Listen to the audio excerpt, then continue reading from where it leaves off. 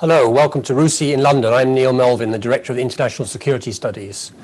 Today we're going to be addressing a key issue, namely the Western security assistance to Ukraine. And this discussion is taking place 7 years after Russia's annexation of Crimea and its intervention in Donbass. But the problems in Ukraine and in the relationship with Russia have not gone away. We see even as we're gathered here today, a buildup of Russian forces along Ukraine's border, ongoing conflict in Donbass. And so these issues remain acute. One of the key responses that the Western community has engaged in with Ukraine has been security assistance. And there's been quite an ongoing discussion about the best way to work with Ukraine to strengthen its deterrence and provide it with new capabilities. And today I'm really delighted that we've got a great panel to discuss this issue, an issue which I think is a discussion that's taking place just as both in London and in Washington, there is reflections about how our policies may be changing on Western assistance. And I should note that we are today releasing at RUSI a paper looking at the UK's security assistance to Ukraine, which Marina Vorotnyuk, who's on the panel today, has published.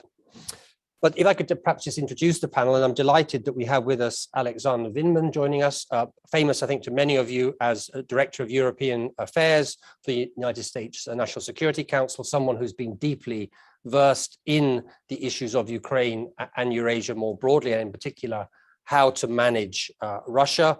He's had a distinguished military career, and most recently, of course, has made a very memorable testimony to Congress about the US-Ukrainian relationship under President Trump. And I can do a little advertising for his book, which is sadly not available in the United Kingdom at the moment. We hope this event may stimulate that, which I think charts many of the issues and the discussions that took place during the Trump administration on these questions. We also have Marina Vorotnyuk, the RUSI Russia and Eurasia Research Fellow, joining us to present the findings of her paper.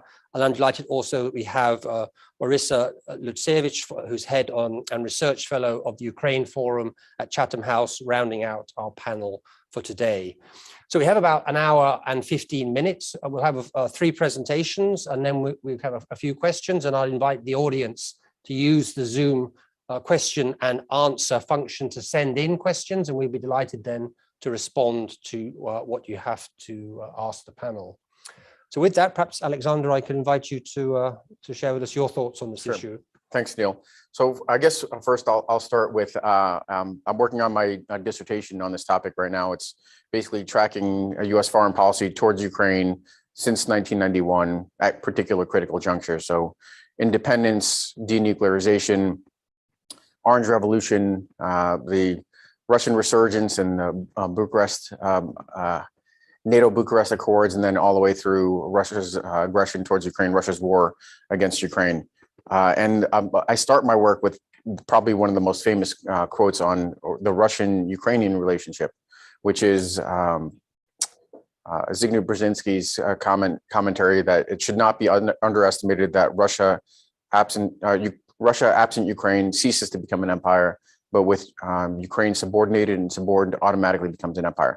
And that's really, frankly, why we find ourselves consistently, especially over the last decade, with Russia doing everything it can in its power to try to bring Ukraine back into the fold. It uses the traditional kind of Russian tactics of coercion. There's no kind of formula of enticement or other means to try to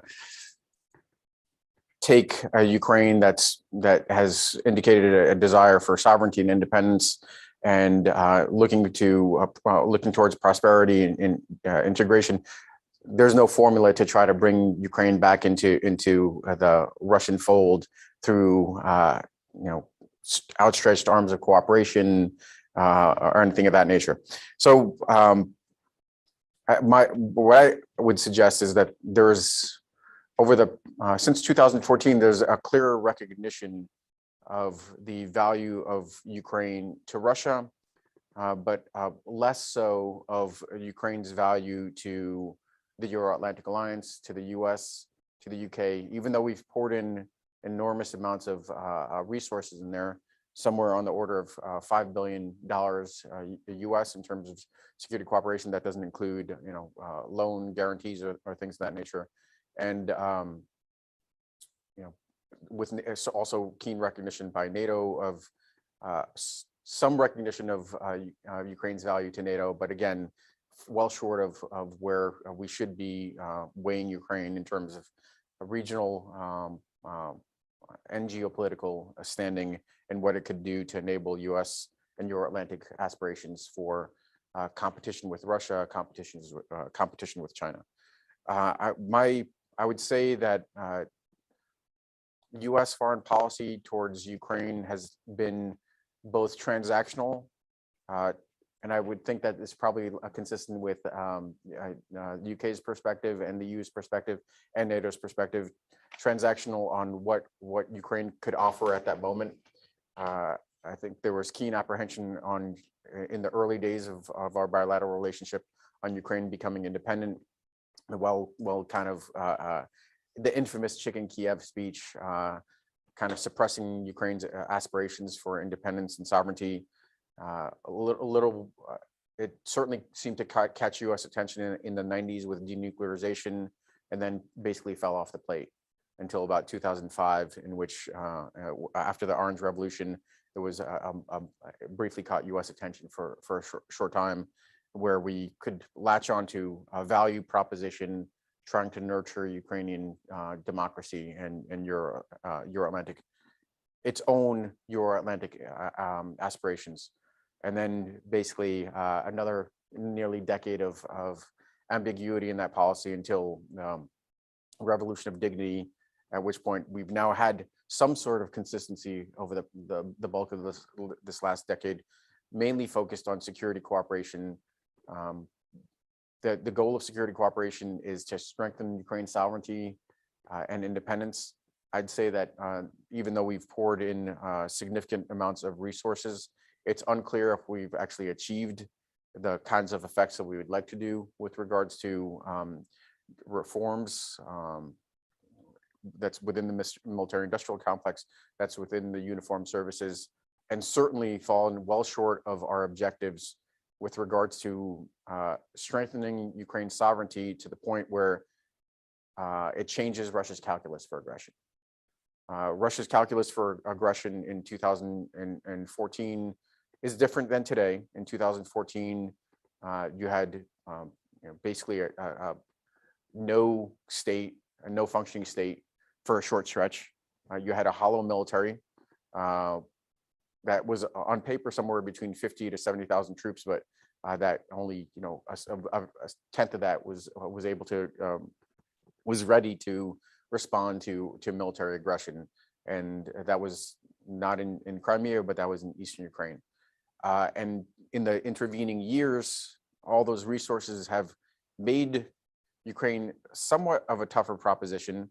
It's now about a 250,000 man force on paper. Probably maybe half of that is actually fully ready, but it's not sufficiently resourced to completely deter Russian aggression, and certainly not to deter Russian signaling and demonstrations, which is what we've been seeing unfold over the course of this entire year in March and April, and into now into the closing months of 2021. And it's unclear how this buildup of Russian forces is likely to play out. I think there's a range of potential situations here. One of them is actual military aggression and the seizure of terrain that drastically weakens Ukraine internally and tests the Western and US, UK, NATO resolve in terms of taking punitive actions against Russia. Those are not going to be in the military sphere, but in terms of sanctions, in terms of diplomatic further diplomatic marginalization. But I think the Russians are potentially considering testing those propositions because they believe maybe that the conditions are on their side. But that's the worst case scenario. The likely scenario, in my view, is that the Russians are trying to coerce a a policy of keeping Ukraine at arm's length, and basically getting the US, the UK, NATO, the EU to say that we don't want any escalation in the area, and the best case scenario is to not status quo, because status quo would continue to be US resources, NATO resources, and slowly, incrementally improving Ukraine's ability to defend itself, but something closer to pulling back on security cooperation, as limited as the success has been, so that Russia could then magnify its own coercion against Ukraine and prevent Ukraine from prospering, prevent Ukraine from integrating. I think that's probably the other end of the spectrum. That's what the ultimate objective is. We will see what indicators come out in the next months.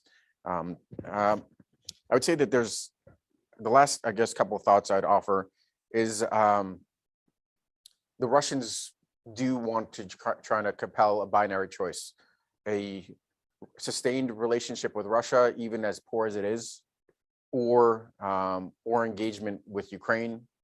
And the proposition has always been that there's an argument for the fact that U.S. foreign policy has been derivative off of our bilateral relations with Russia. So I think the Russians believe that they could compel that kind of outcome, a choice between Russia and Ukraine, and you get France and Germany to buy into this idea of keeping Ukraine at arm's length and choosing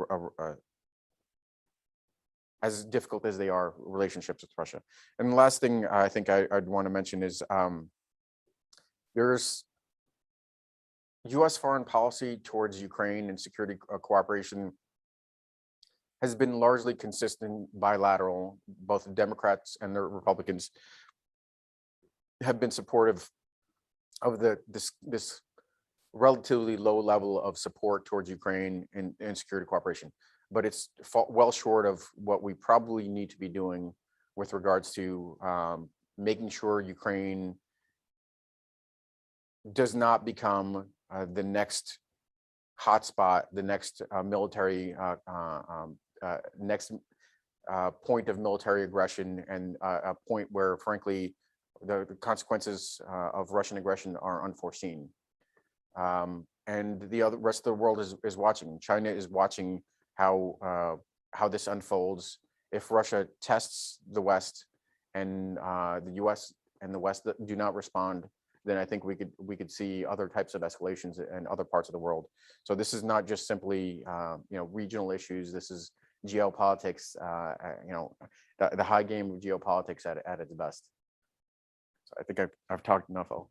Great, thanks. I think that really gets us off to a good start. I mean, I think you highlighted very well the often overlooked strategic significance of Ukraine that goes beyond Ukraine to a wider European security space, but also I think post-Afghanistan, where there's a lot of discussions about what the US commitment is to European security. Ukraine obviously needs to be understood in that context. The US has obviously been leading very much on security assistance, but the UK has also been making a contribution, and we begin to see a bit of a change, a stepping up of that. And so perhaps I could turn to Marina now just to introduce the paper that she's launching today and say a little bit about that. Mm-hmm. Thank you very much. I'm very glad to be contributing to this debate today. And I'm going to provide an overview of the intensified UK-Ukraine cooperation, especially through the prism of the policy to deter Russia. And also some would say that this is there is a shift in how UK positions itself towards Russia, assuming arguably a more robust offensive posture vis-a-vis Russia. US and UK have been the primary political partners, but also suppliers of military assistance to Ukraine since 2014. And US has been providing the lethal weapons. UK has been providing a quite significant security-related assistance package. And Ukraine has been at the heart of the UK deterrence policy towards Russia. So UK has recognized that the nature of the relations with Russia is adversarial. So the integrated review labels Russia as the most acute security threat for UK national interests. So this recognition and of course Russian malign activities targeting UK and the rest of the West, of course, made UK reconsider its posture on Ukraine and Russia. So Ukraine cooperation has been thrown into the limelight in June this year with the incident around the Royal Navy HMS Defender in the Black Sea, which was conducting the freedom of navigation operation of the Russia-occupied Crimea when Russian Coast Guard shadowed the HMS Defender. But also there has been a very intensive, very robust defense and security dialogue as of recently. So the political underpinning of this dialogue has been the political free trade and security strategic partnership agreement that both parties inked in October last year, where there is a very prominent defense component there. And there has also been a number of quite ambitious projects that both countries have committed to implement, a part of the Ukraine Naval Capabilities Enhancement Program.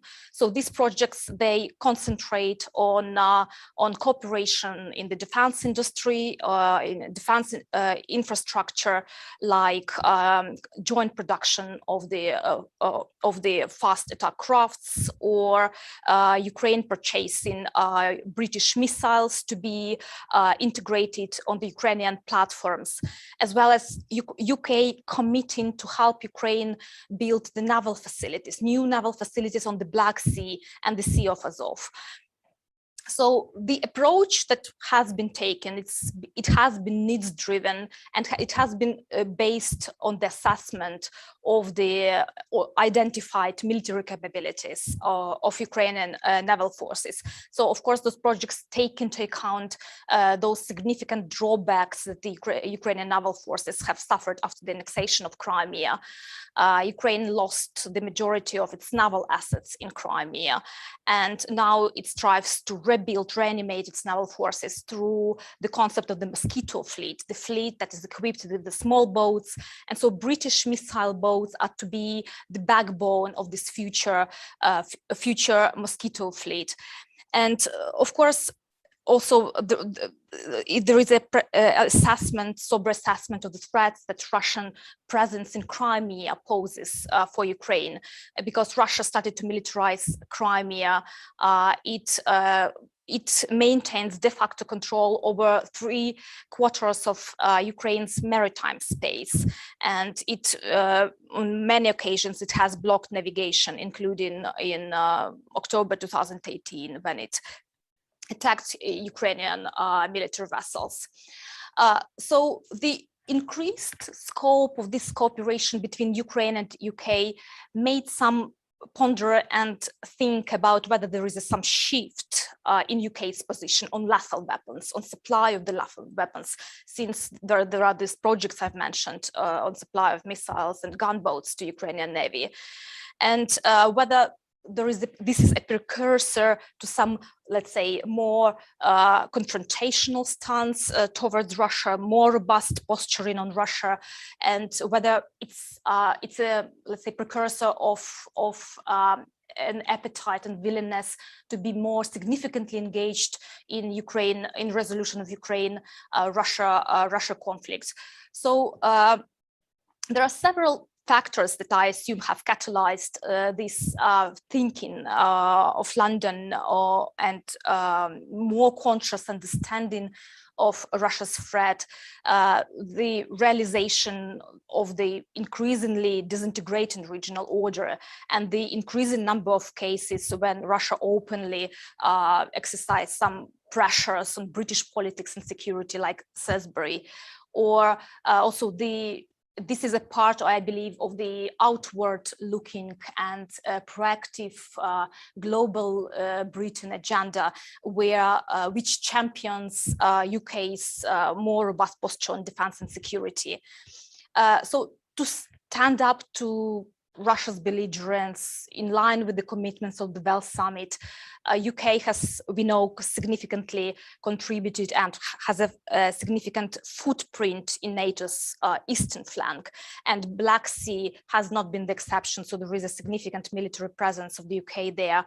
UK contributes jets to the NATO air policing mission there, and naval presence in the Black Sea, UK naval presence has been on the rise since 2018, with including regular port calls to Odessa, which is the place where the Ukrainian Navy is headquartered. So UK has been consistent in upholding this principle of the freedom of navigation as in the Black Sea. So, of course, when we ask about the reasons and rationale of the security assistance to Ukraine, I think, and we probably might address this issue in more details in the next round of the questions today, but the military assistance, of course, has been a very sensitive topic, unlike humanitarian, economic, or political assistance, which were never in contention. But there has been an understanding, and many Western governments were mindful of Russia's potential response if more robust military assistance to Ukraine will come, because of course it's difficult to or one needs to the thinking, the logic goes that one needs to strike a delicate balance between helping Ukraine assist itself and at the same time not to see Russia feel itself provoked. So how I see that Russia, of course, tries to aggravate those perceptions that military assistance to Ukraine will be retaliated against. So basically that it will aggravate the situation. So Kremlin asserted on a number of occasions that military assistance to Ukraine, that Kiev will behave dangerously. And and basically some expectation, Kremlin voiced some expectations that this could, let's say, destabilize the situation in Donbass.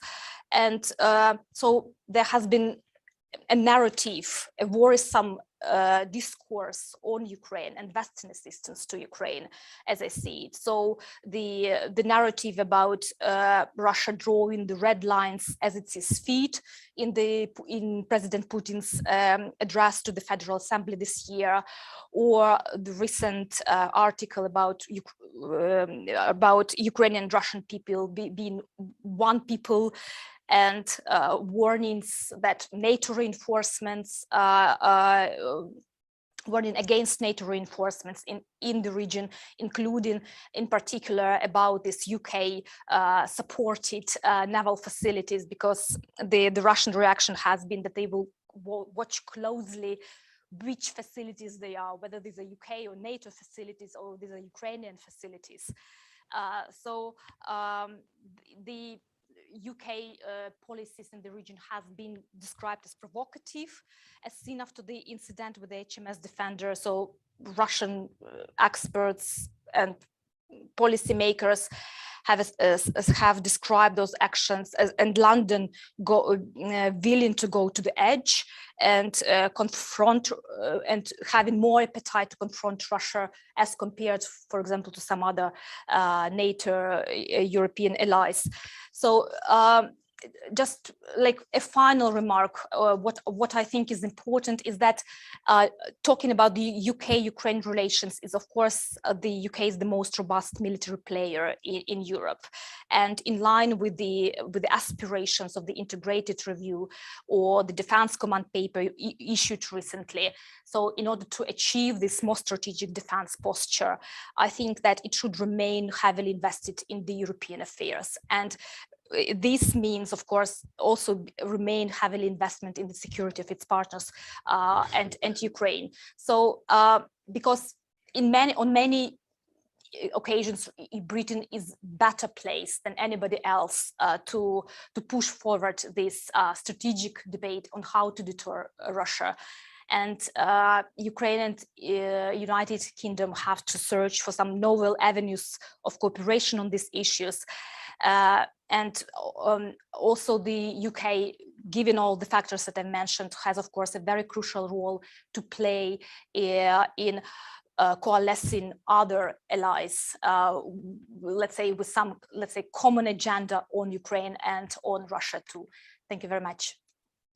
Thanks so much, Marina. And I think that this point you make that the UK's evolving position on Ukraine represents not just a policy about Ukraine, but actually the integration of Ukraine into a shift in the UK's approach to deterrence with Russia is a very important one. We saw that with we see that with the defence assistance, but also with the British Navy in the region, and it's linked into what Russia is doing in the UK's backyard. So this is signaled by the integrated review, is the UK it's not just defending the rules-based order, but it's also now looking, I think, to push back in instances, including in Russia's backyard as it sees it. And so this is why we see this shift.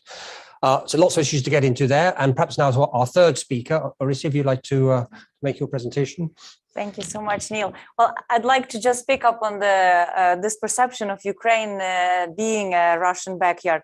I actually think Ukraine is the future of Russia, if you ask me, because I think that what is happening right now in the society of Ukraine, the changes that we see evolving throughout, especially continuous uprisings from Orange Revolution all the way to the Euromaidan, is divergence of societies in Ukraine and Russia. And that's why we have armed military conflict, undeclared war, but because of that divergence in politics and the societal demand for more transparency and rule of law. So if Ukraine succeeds, we have a hope for changes in Russia. And that's why I think Ukraine makes an interesting case for security and defense assistance in particular. But of course, in this case, Ukrainian armed forces are on its own territory, defending its own territory, defending Ukrainian society. And it's been now 7 years since this continues. And despite the quite heavy toll of this war, Ukraine still manages to preserve democracy. It's important to remember that there's always a temptation to centralize, while Ukraine is decentralizing at times of war, and Ukraine has led free and fair local elections in order to strengthen this democracy that in a way is so much needed for Ukraine's own survival. So I would like to say that there's quite consolidated view in Ukraine that this is a Ukraine-Russian war. I know that there are different vocabulary creeping in different analysis papers, but in Ukraine, 71% believe it's the war between Ukraine and Russia. But also what happened in the last 7 years since Euromaidan, that Ukraine passed this tipping point of clearly understanding where it belongs. And it believes that it belongs to the Euro-Atlantic community. Over 60% support membership in the European Union, even without any public affairs campaign, more than 50% support NATO membership. And in a way, this is where the West is lost in translation, because the West doesn't know how to answer to this aspiration. It's one of the most important questions that will be on this agenda. And Alexander mentioned keeping Ukraine at arm's length. Is this a viable strategy? This is the question. And if not, what is an alternative to this strategy? And right now we see an alternative of everything but institutions. Deep and comprehensive free trade agreement with the European Union and enhanced opportunity partnership with NATO. I think it's a good start and it's a move in the right direction, but it doesn't take away this big question, elephant in the room, from the table.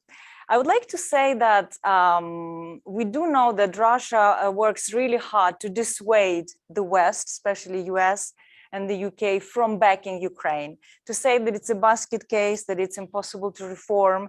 I actually would like to say that it's not true, because we have seen throughout the, again, 7 years, especially after the Euromaidan, that Ukraine did manage to undermine this limited access order that has emerged in Russia, it's excessive kleptocracy with authoritarian flavors. In Ukraine, it was more corrupt, clan, crony-based capitalism that was limiting Ukraine's potential and was actually undermining Ukraine's own defense and security. So what we have seen throughout this time, and that's why I think the Western security and defense assistance is so important, because it can also trigger structural change in institutions. I do believe it, and there are examples. For example, on the military sector reform and security sector reform, we have the first civilian minister of defense appointed a few weeks ago. This was one of the conditions of military assistance and the new law on national security that was in a way guided together with NATO, together with the US, together with the UK, made important changes for civilian oversight over the armed forces and for more transparency in Ukrainian military procurement. Ukraine inherited the Soviet legacy where 90% of all defense procurement is secret, but this will change because already the new budget on state orders will require that electronic registers of all the suppliers and manufacturing is public. This is a massive change, and this change was able because there was this conditionality for receiving more military assistance.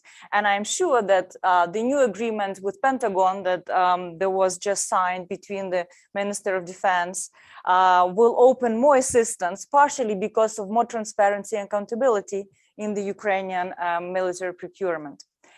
So, of course, we have some of these success stories, but they also come thanks to very close allied cooperation. And this is what I think we have to make sure we maintain. NATO, EU, UK, US have to stay on board and really push together in the common ground, both for the system change in Ukraine and for deterrence of Russia. Because I think we've seen enough, or many cases, that it's not assistance to Ukraine that escalates. Remember the Azov Sea incident? Was Ukraine escalating? Obviously, it was the Russians' preemptive measures to send signals. So I think this narrative is very damaging. And I think working in good faith with Ukrainian partners, the Western allies would understand what is escalation and what not, judging by the situation on the ground. So I think that understanding this transformative power of assistance in protecting Ukraine, but also changing Ukraine, I would like to suggest just a few areas where I think this future cooperation should focus. And one is the topic that is close to our heart is, of course, deploying whole of society approach to security and resilience. Because let's be honest, Russia is fighting this war of attrition against Ukraine, and it's not going to change anytime soon. We've seen by these articles that Marina mentioned that Putin has no desire to de-escalate. He has no desire to recognize full sovereignty of Ukraine. He wants to enforce and impose limited sovereignty of Ukraine, and building resilience of Ukrainian society to withstand that pressure is very important. And I think Ukraine has demonstrated that it has resilience capital, but it needs much more, especially on cyber assistance, on building social cohesion, on actually building capacity at the local level, because it all starts at the community level. The earlier we'll be able to do this early warnings system, we will understand how to address it. And this would include actually the paradigm shift in governance, which in Ukraine lacks a lot interagency cooperation. And this is where I think the West should come together with Ukrainian partners and try to develop real interagency cooperation. Of course, creating and boosting independent institutions in security and sector reform, continuing with the reform of security services in Ukraine. There is a draft bill that is very much in line with NATO standards, that is supported by EUM mission and by the UK. And that would be just the first step to building a real national security service that will focus on counterintelligence that will be effective and that will not perform any economic blackmail and support corrupt groups. Finally, I think deterring Russia should be one of the priorities.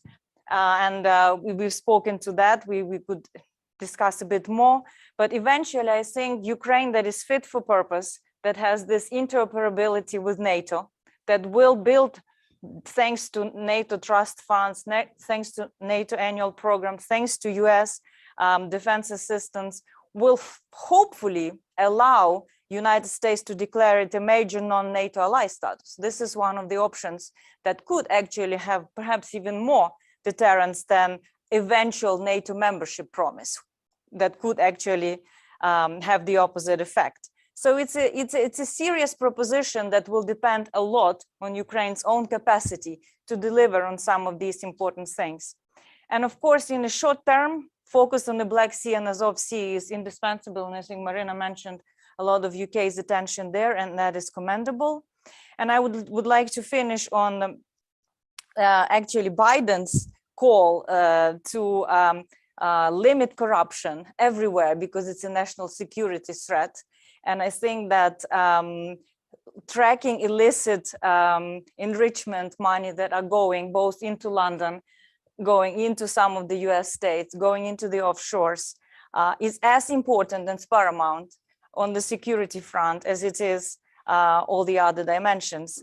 And in that case, I believe that the West has to understand that it stands by Ukraine, not just for charitable purposes, but it in a way has to understand this motivation that is the future of European security, and that transformation that happened in the heads of Ukrainians eventually has to happen in the Western mindset, because otherwise there will be mismatch and that could cause us a lot of rupture. Thank you. Thanks so much. So that concludes, I think, our presentation. So could I remind the audience, if they'd like to send in questions, please do so now. While we collect a few more, perhaps I could just begin the conversation with a couple of my own questions. And I mean, I think you've all made a very strong case for the need for Western unity to reinforce deterrence around Ukraine. But of course, the reality is that there isn't Western unity on this question, and in particular on the European side, there are quite deep divisions. And at least part of that is a risk assessment about what a security commitment to Ukraine involves. And of course, I think you've also highlighted that Russia is signaling very strongly its pushback on this. Alexander, you began by quoting the Brzezinski idea, I think highlighting the centrality of Ukraine to Russia's broader regional role, its image of itself. We've seen comments by President Putin about signaling possible red lines about not just NATO membership, but NATO presence inside Ukraine. We have the massing of Russian troops. So my question is how do we answer the concerns of those countries who see actually a big risk in this? And I guess that there are two dimensions to this. One is signaling to Russia about what this is all about, so that there are minimizing the opportunities for Russia to trigger conflicts around increasing assistance. But the second one is the reality, again, of course, is that Ukraine is not a NATO member, and we have a strategic ambiguity on the Western side about our involvement in Ukraine. But we have gone down this road once before with Georgia, where there was perhaps a misunderstanding on the Georgian government side about the backing they had from the West and led perhaps to overreach. So how do we both increase Ukraine's deterrence without triggering wider instabilities, which of course the other countries are concerned about? Alex, this is a kind of a Gordian knot question, but perhaps you've got some thoughts on that. Sure. So I guess I would start with the fact that Ukraine has agency. We've seen that agency bear out over the course of 30 years of independence. We've seen that agency bear out more acutely over the past 7 years with a far more coherent national identity for Ukraine. In spite of enormous setbacks with Russia's war against Ukraine and a massive drop off in GDP, it's on a growth trajectory. So on this trajectory, because Ukraine has agency, has already chosen its path, it's going to continue to kind of march forward on this idea of closer integration with the EU and the West. The Ukrainians are going to do that no matter what. So Russia's hand here is, in all cases, is going to be to try to preserve Ukraine in its orbit, is going to be to continue to increase pressure. That's hybrid war in the early stages. That's military aggression. That's going to be the kinds of demonstrations. This is the trajectory that we're headed on now. The only way to potentially avoid the confrontations actually to enable deterrence, make Ukraine stronger, make Ukraine unpalatable, change the proposition around costs, change the proposition around what Russia believes it could gain with regards to benefits. That's really, frankly, in my view, the only way to avoid a confrontation, because Ukraine when I was the director for Eastern Europe, director for Ukraine, GDP was somewhere on the order of about $100 to $120 billion. Right now, 3.5 years on, it's closer to, estimates are between 159 and 171. Now, that's a pretty steep ascent, but that's also keeping in mind that they took a massive hit after 2014, and it's kind of a bit of a V-shaped recovery. But that's pretty significant growth. Even if it's not quite that steep an ascent, you could see Ukraine's prosperity taking it in a direction that's going to make it less beholden to Russia. And Russia's more tenuous hold is going to compel Russia to apply these coercive tools. So again, we're returning back to this idea of only through enhanced deterrence do we avoid the potential for a confrontation. There is no. I think that probably addresses the fundamental point with regards to overreach and a kind of a security dilemma scenario. It's going to be a very, very long time before Ukraine poses a significant threat to Russia in terms of regime stability, and still a significant amount of time before Russia would pose a threat to Ukraine would pose a threat to Russia's interest in Crimea and the Donbass. Honestly, I think to me, Ukraine probably doesn't have, this is not politically viable to say we're prepared to accept the status quo in the Donbass, but there is no interest in Russia and Ukraine changing the status quo there, because in addition to the unforeseen consequences of a military confrontation and with uncertain probabilities of success of achieving those military objectives, if they were to succeed in the Donbass, then they would have a whole different kind of challenge to face with regards to rebuilding that, and then incorporating a population that has been programmed, to accept the Russian propaganda, that's back incorporated into Ukrainian territory, and further arrests Ukraine's chosen trajectory towards the West. So I think those are, the Russians will signal all sorts of things around this to change, to try to convince the West to change their calculus around Russia, but some of it just doesn't stand the test of logic. And then I don't see any alternatives to investing in deterrence in order to avoid confrontation. I don't see it as a proposition to that actually compels or precipitates confrontation.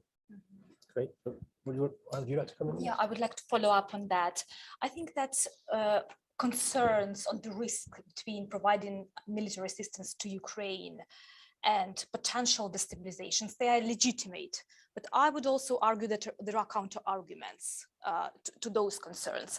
So, and while in many capitals there can be debates that more military assistance to Ukraine can provoke Russia, or even as an option, Kiev can feel emboldened, to retake Crimea, Donbass. I would argue that more or bigger, larger military assistance can sometimes be a very powerful de-escalation tool, in a sense that it will raise the costs for the aggressor to push forward with the aggression. So in this concrete case, I don't see a linkage of more military assistance to Ukraine and actually potential for escalation on the ground. Because I think in this classical deterrence theory, it makes the deterrence credible. So in this case, there can come the reassessment on Russia's side of the gains and losses, potential gains and losses in the case of incursions or offensive against Ukraine. So basically, more robust military assistance to Ukraine will make that offensive and escalation, that is subsequent escalation, less likely, I would say. So, and if somebody can argue that there is also a linkage between military assistance and prospects for peaceful settlement, because it arguably reduces the prospects for peaceful settlement of the conflict. So I would, I have also the counter argument that according to this logic, I think that military assistance can actually stimulate, when there is no, and when the costs are raised to the extent that Russia will not really engage into the warfare on the ground. So I think that those apprehensions are groundless. And also probably separate point about these perceptions that Kyiv might be prone to escalate voluntarily, or that it can be prone to military solutions on Donbass. So Alexander has touched upon this issue too. I don't really see that coming, because there is no really incentive for Kyiv, to start the offensive operation to try to liberate the occupied territories. So this option is really officially ruled out as bearing, carrying extremely unacceptable high costs in terms of the casualties among the civilian population and among the members of the armed forces. And also, of course, Ukraine still reserves the right for self-defense. But if one looks at all the strategic document and debate as well, so of course there is the political diplomatic solution is prioritized there. So as I said, there is no really incentive, because there is a sober understanding that if Ukraine is to start with war because of the military disparities, no military assistance can really enable Ukraine to start and win the war consequently against Russia. So that's why I would argue that yes, probably potential, Western military assistance has prompted a series of reactions on the Russian side. It's really true, but it's also the case that the risks of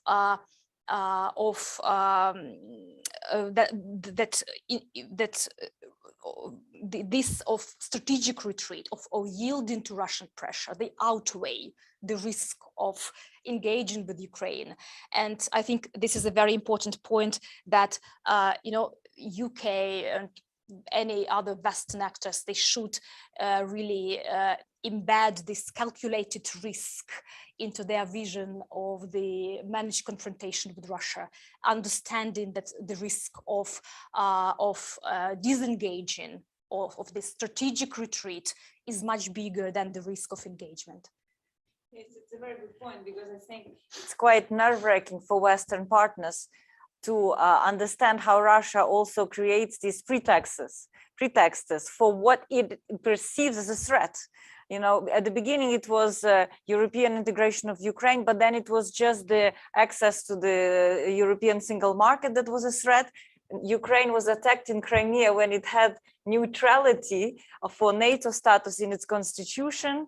And of course, it looks the opposite, actually, that the West is rewarding Russian escalation near Ukrainian borders, as we have seen after April's escalation when there was a summit between Biden and Putin. Aren't we doing the opposite? We should not be rewarding escalation. We should be actually very selective in believing what the Moscow tells us, and what is, of course, their perceived threshold of threat is very often here to manipulate, to achieve the desired outcome. And I think keeping calm which is one of the best, I think, slogans coming from London, and keeping at it. I think we see that so far Kremlin failed to achieve coercion of Ukraine through the war in Donbass. And I think over time, Ukraine is building capacities that actually makes Kremlin very uncomfortable. They don't know how to get out of this impasse that they've created with their own making with any kind of a dignity. Okay, I think we've got a question, I think, which builds on this, which is, I think you've all spoken about the necessity of the principle of supporting deterrence, but I suppose that the devil is in the detail as to what that then looks like and what is defense and what is offensive support. Of course, there's a lot of discussion about that. So I think the question is really about what then are what is the appropriate form of Western assistance in terms of capabilities. We've seen some reporting that, I don't know whether this is accurate or not, but some reporting that Ukrainian politicians have signaled that they're developing their own capabilities to potentially be able to hit Moscow with weapons in the future. So I mean that there is an ambition, it seems, to be not just territorial defense, but to link some kind of more assertive posture to that. So from the Western side, where do we go then in terms of reinforcing sovereignty, Ukraine's ability to defend, but perhaps not moving in these other directions which might be destabilizing? And I think I want to just ask you a bit, Orisa, because you spoke about resilience, and I suppose some people may feel that may be a more appropriate because it's not so militarized. It's perhaps harder for Russia to push back on that, and it's also about developing Ukraine as a democratic and law-based state. So would that be actually a more effective focus for Western assistance than some of the harder security questions? I mean, the way I see it, it doesn't exclude one another. And the fact that if Russia were just a benign actor, doing cyber attacks and not having its troops present on Ukrainian territory and having hundreds of thousands of servicemen and building capabilities, let's not forget also in Belarus. Right, so Ukraine's security situation worsens with the military, if you want, almost annexation of Belarus into Russian military sphere. So I would just, I'm not a military expert, so perhaps Alexander would answer that better. I'll just refer to our recent paper by Keir Giles, What Deters Russia? And he, based on the case studies of various examples where actually the West was successful in deterring Russia. And it includes a series of measures from capabilities to communication to engagement. And I think a complex of that, but it also comes with, in a way, rethinking some of these misconceptions that pollute our understanding of Russia, because, it takes a serious paradigm shift. When we were talking for decades that Russia is a strategic partner, suddenly it's becoming a strategic threat. I think the West is still in this digestion mode of understanding what it means, Russia, a strategic threat. And on resilience, just to say a few words, I mean, the backbone of that is actually, there are a couple of pillars. We are now working at Chatham House to look at what actually contributes to resilience and to malign interference in case of Russia. And that includes cognitive resilience to disinformation. That includes economic diversity, not to be dependent on key strategic resources such as gas and nuclear fuel from Russia. That includes social cohesion, where the integration of ethnic minorities, IDPs, the veterans of war has to be, handled properly. It includes governance, something I spoke about, including in the security sector reform, and that also includes overall understanding that on these kind of threats that we are talking about, from climate to Russian invasion, sometimes it's hard to predict them, what's going to come next. It means that we have to have focus on more investing resources in the future. So it's less efficient, if you want, because you're investing resources into the future, but keeping in mind that you need also to have very decentralized and very network-based governance. We're looking at how COVID asked that question, many societies, how do we build resilient supply chains and other things. So I think there's a lot that also Western partners could help. And there's actually the new fund for resilient Ukraine that UK and US is also co-funding. So that's an interesting, effort in that direction. I don't know whether Marina or Alexander, you want to come in. I mean, I also note there was a recent article by Alexander Vershbauer with his International Interest, where he was calling for a sort of a NATO platform for assisting Ukraine on deterrence as a way to move beyond just having the bilateral assistance, but actually to have a collective NATO response and to make that as part of the NATO strategic concept commitments for next year. So I don't know whether you have any thoughts on capabilities or this sort of effort to try to build a more collective response across NATO to these issues. So I'll just briefly come in on capabilities. I think there should be nothing that the Ukrainians are denied artificially, because whatever it is that this idea that somehow that they're going to build sufficient numbers of ballistic missiles or cruise missiles to strike Russia, that's going to achieve a deterrent effect, that's highly unlikely. I mean, we've had this debate about Poland acquiring similar capabilities, other regions. If a country has the resources and wants to purchase a system, we shouldn't let some other country have a veto over what they acquire. But in fact, they could. Their most meaningful capabilities are probably more narrow than cruise missiles. I think the drone capabilities is something that they've invested in. The air defense capabilities are going to be critical. Anti-armor capabilities are going to be critical. These are the things that are, and then coastal defense capabilities. These are the things that will actually meaningfully change Russia's calculus on what it's likely to suffer with regards to military incursions. Not that, and they may very well want Patriot missile batteries or something like that are extremely expensive and hard to sustain, and frankly suck up large portions of the military expenditure. But there are other systems, and they could do a lot of different things, but they don't need those. Those are probably not going to be as meaningful as a proliferation of a significant amount of air defense capability that's more tailored towards the threats that they face. Coastal defense capabilities that could keep Russian naval capability at bay, anti-armor capabilities, those types of things.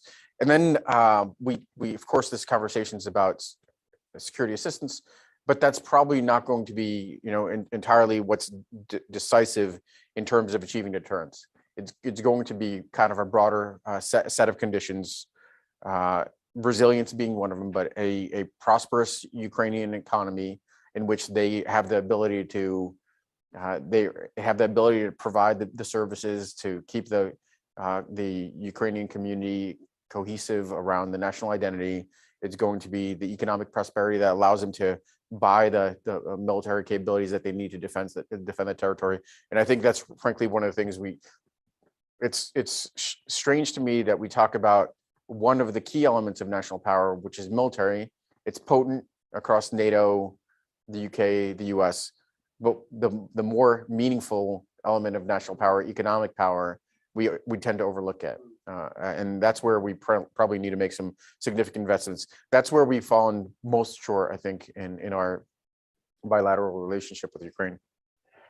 Yeah, if I may also, in reply to a question about the appropriate form of Western assistance and how to increase the resilience, I think Orisa has very comprehensively described it. Yeah, today we are focusing on the military assistance, but of course there are a range of other kinds of assistance that prove to be very instrumental to help Ukraine, become a more functional, let's say, democratic system. So it has been commonplace to speak about the two fronts that Ukraine wages the war at. So the front, which is like a real war against Russia, but also the front of the struggle against the dysfunctional state, the state with the heavy legacy, of this corruption, post-Soviet legacy. So, and of course, this assistance has been targeted, and I think it's very important as well. It's targeting this kind of the second warfare in this front, helping Ukraine to become a more resilient here.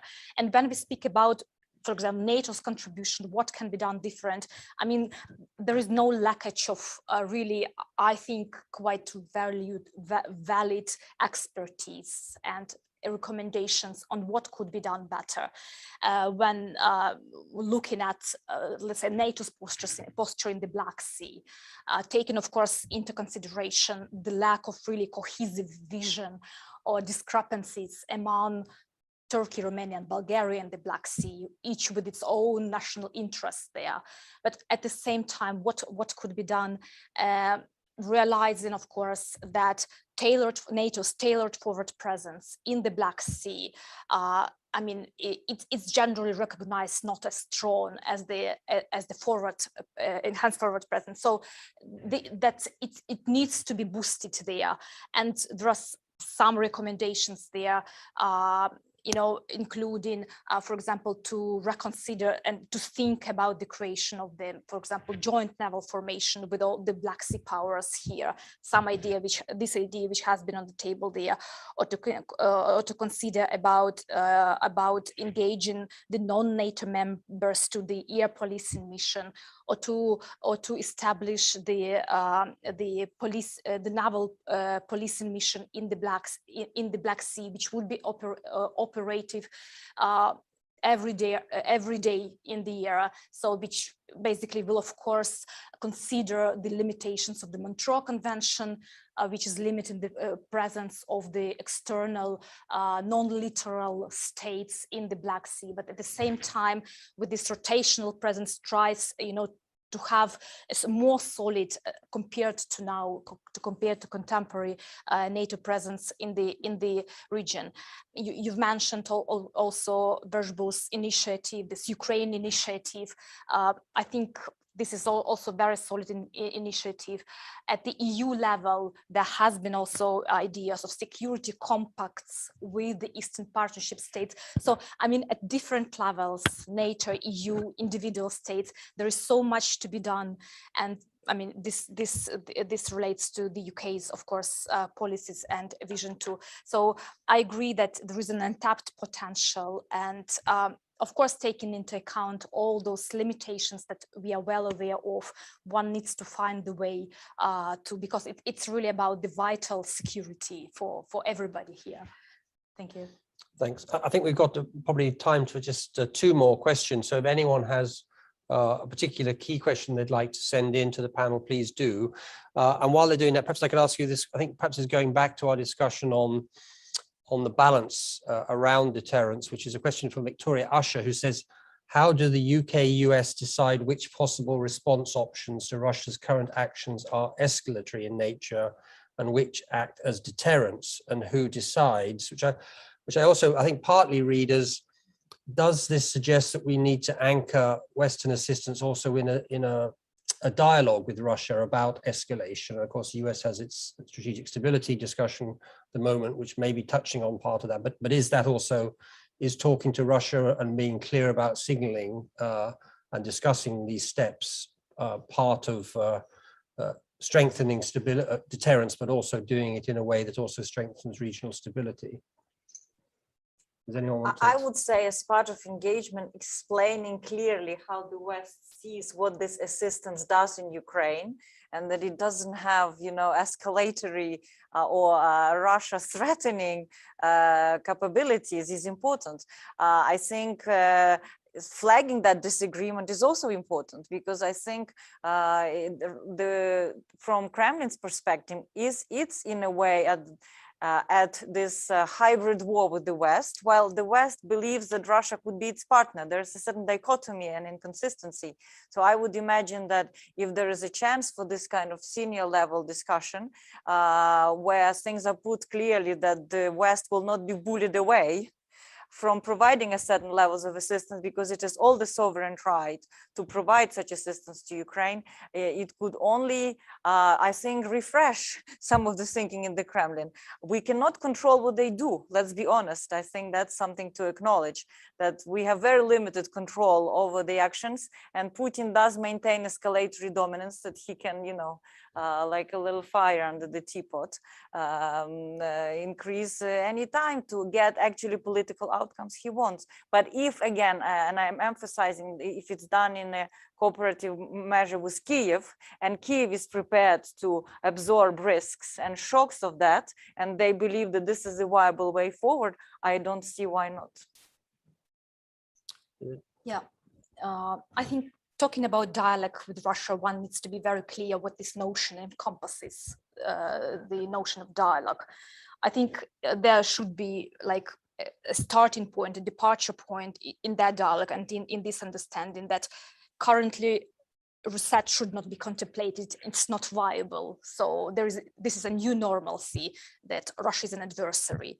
And so the dialogue should be conducted with this sober understanding in mind that Russia is not likely to change its calculus vis-a-vis the West.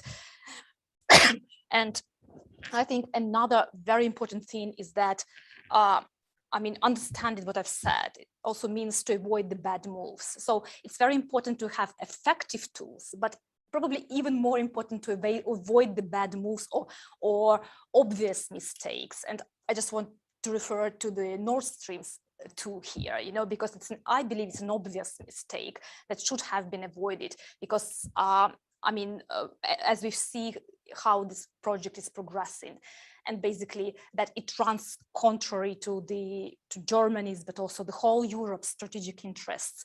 You remember, I mean, probably not so large scale, but still, I believe, a bad move when Russian delegation was readmitted to the Parliamentary Assembly of the Council of Europe, which was symbolically, I mean, it was not just about this, it was not a minor thing, because it was symbolical that those strings are touched, you know, so they were not met really. And it was just, you know, a concession without actually even any pressure, you know. So this should be understood here. So, and of course, I mean, I think that you know, we have to understand the objectives of this dialogue. So when there are those very vital spheres, as climate change is often cited, of course, Russia is there, and it has to contribute a lot, but at the same time to understand where it rather prefers to leverage the